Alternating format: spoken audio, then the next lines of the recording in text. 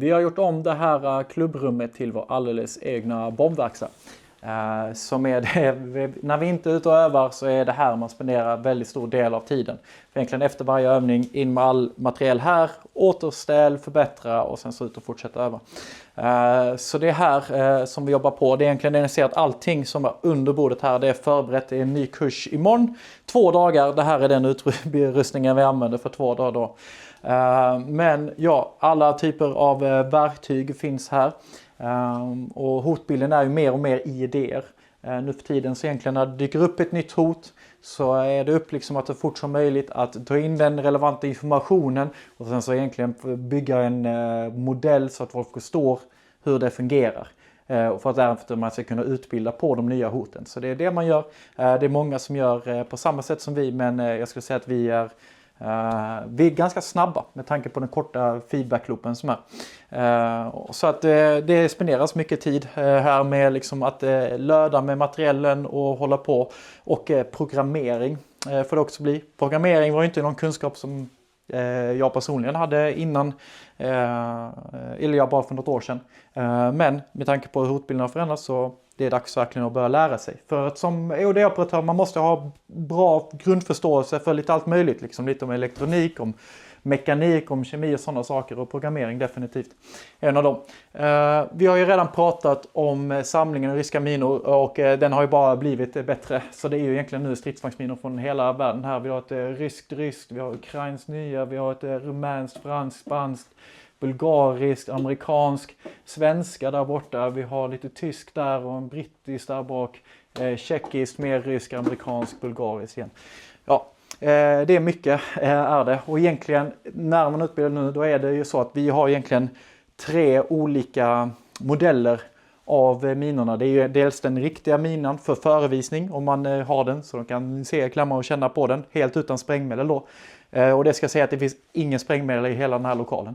Det är det som skiljer denna lokalen från så många andra. Men så vi bygger, dels så är det då för förevisning det riktiga om det går. Och sen så får man ju bygga för övning. Och då är det mycket med 3D-printing. Och då är det vi gör just nu det är att vi försöker ha någon variant med eldmarkeringsladdning också. För de övningar som det är en fördel. Hela denna sektionen som ni ser här. Det här är dedikerat egentligen till utrustning till soldaterna. Alltså det här vi samlar in pengar för. Det är ju att bygga ihop de här olika utrustningssatserna med det som finns här inne. Och det som ni kanske kommer ihåg är ju de här stora utrustningssatserna för stormpionjärerna.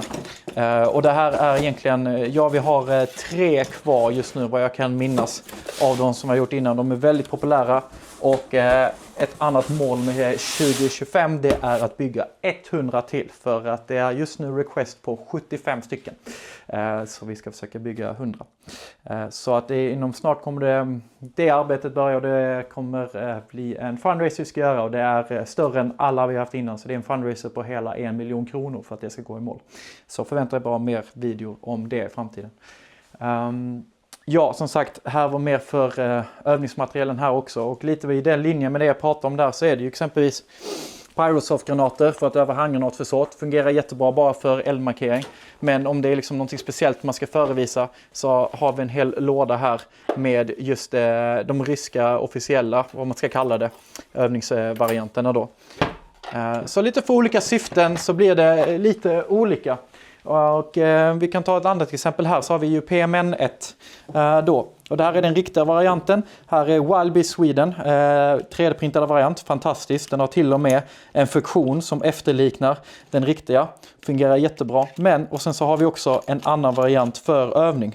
Ska vi se om jag kommer få den här att fungera den här gången. Så, låter det. Så vi har 3 olika varianter beroende på liksom vilken typ av praktisk övning vi gör så kan man använda den eller den och då kanske man offrar lite av hur verklighetstrogen den ser ut för att få till den funktionen. PMN får liksom samma sak här. Riktig, Wildbees fantastiska 3D-printer så använder den mest av allt men så har vi möjlighet med den här, det är en XT60 connector liksom och så har vi för eldmarkering.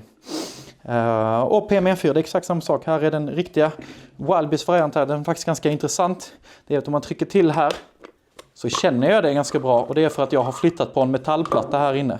Den metallplattan trycks in här borta, och det är dels för de som använder metallsökare. Nu gör inte vi det i utbildningen längre på grund av hotbildningen, men andra kanske exempelvis humanitärt kan man absolut hålla på med metalldetektorer. Då ger den här ett metallutslag, ungefär lite rätt. Men också man kan få en feedback, och egentligen med denna så kan man då bygga den med all typ av feedback man skulle vilja få, alltså en eldmarkeringsladdning. För allting som man tar jämfört med den här XT60, så hur stor vill vi ha explosionen? Ja, det är valfritt, det väljer vi. Hur stor explosionen ska bli ifall de misslyckas. Så att det är samma tema här. Här är liksom riktiga delar av POM2, och absolut, man kan gå in online och hitta en fil på POM2 och 3D-printa. Och det ska man göra. Men det som vi har, i och med att vi har hjälp med Wildbeast, det är att vi har liksom ett system som är komplett med alla de här ingående delarna för minan. Och vi försöker göra det bästa så att vi återskapar det så bra vi bara kan. Därför att köra praktisk övning i skogen med den riktiga, då är risken att man tappar bort de här grejerna, och det är därför vi kör på det 3D-printade, så länge det efterliknar både i form och funktion liksom den riktiga minan så mycket det bara går.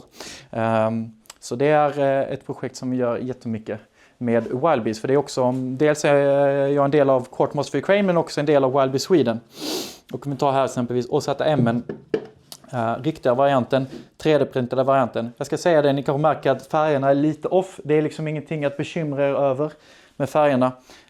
Vi har jobbat jättemycket på liksom att lösa det, så att de Wildbeast-minorna som kommer ut nu, de är i så nära rätt färger vi bara kommer. Och det är bara det att det ni ser här på bordet, det är liksom flera år av utveckling, för jag del och utvecklade, så att det är från olika tidsperioder då i systemet. Men det som egentligen vi kan göra här, det är ju att det som är ganska unikt för det systemet vi har byggt upp, det är om man tar exempelvis den här MD5, jag kan skruva in den i hur många olika tändare som helst. Och att jag har ett kompatibelt system som gör att jag kan lägga den på alla olika sätt. Och det gör det så ganska enkelt för oss, för att liksom, då kan jag, om jag vill, kan jag mitcha och maxa här mellan riktig och övningsmaterial. Så att jag kan på ett säkert sätt, utan att förstöra en modell av en OZM, så kan jag, om jag bara, vad ska man säga, man kan få ta 2-3% av verklighetstroget då, alltså att man har någonting som ser 97% ut som den riktiga, men så har man någonting med en funktion eller markeringsladdning om någon går på den. Så ni märker, just övningsmaterial det är ju enorma mängder som man har här. Men egentligen det är ju ackumulerat efter flera års tid för att komma till den nivån där det är nu idag. För att med tanke på hur hur träningen är uppbyggd, så är just liksom den materiellbasen som är tillgänglig, i och med att vi använder den hela tiden. Det är så stor del av all övning. Och ni har också hört mig prata så mycket om indikatorer exempelvis. Och det är det ju bara som det här nu. Det här är ju bara emballage för minor.